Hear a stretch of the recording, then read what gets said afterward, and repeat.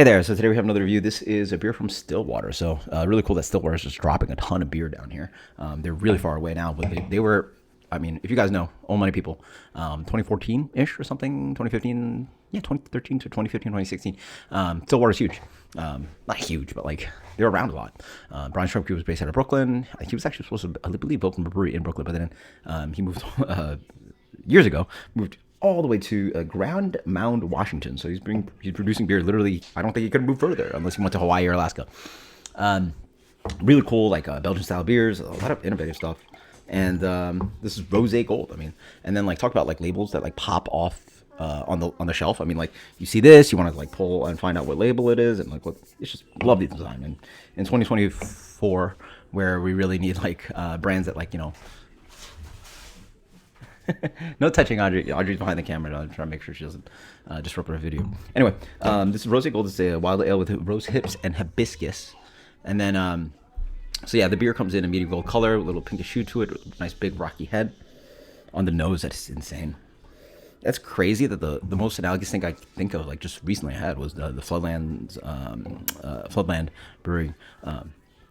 They're neither nor, which is just like this. There's no actual fruit in here. Well, that beer had fruit, but like, it seems like all the Brett is just spilling tons of like ethyl butyrate here. So it's like tons of like overripe pineapple, guava for days, guava kumquats, like passion fruit, just like super like rippingly tropical.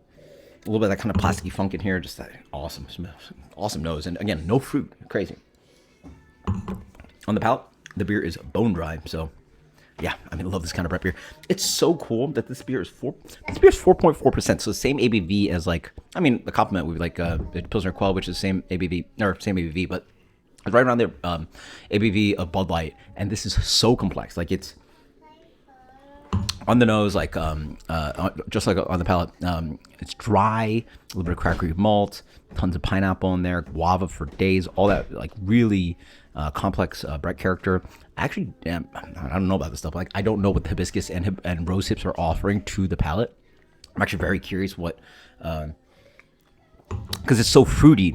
And there may be, oh yeah, there you go. I feel like I taste a little bit like rose petal, kind of like herbal kind of character, a floral character, which sort of reminds you of hops. So it's like playing in that realm. Like, could be hops, it could be the addition of the ingredients, which is really cool. And so super tropical on the palate. Sorry, I have a little one here trying to grab some attention, but I'm going to finish the review real quick. Just like this, like I don't think it was cheap. I want to say like maybe the 4-pack would have cost me like $12 or $14. That's a pretty good price, like for a beer that's this complex, this sessionable.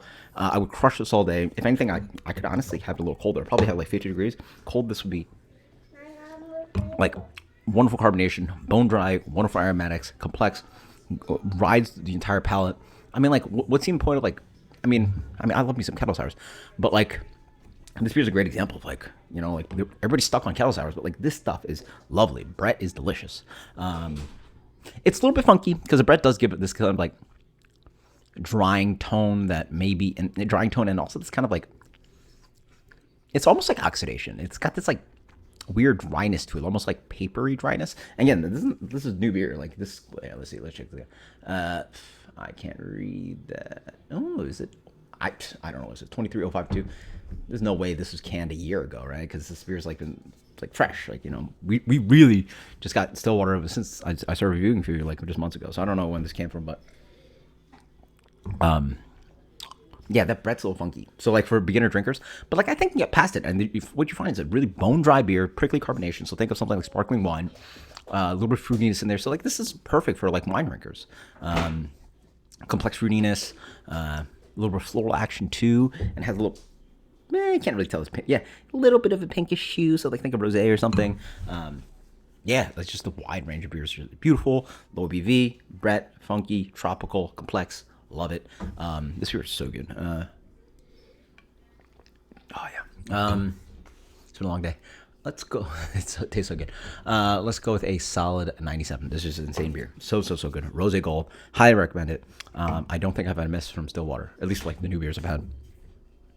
Anyway, all really good. Highly recommend it. If you guys remember Stillwater, check it out.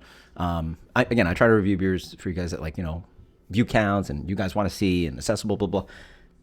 this is just like, this is the stuff I was super. This is the stuff that was like really, you know, formative for when I was getting into craft beer. So I wanted to review it for my own personal sake. And it turns out it's great when the beer is great. And like I want to review it, and it turned out great. So cool, it works out great.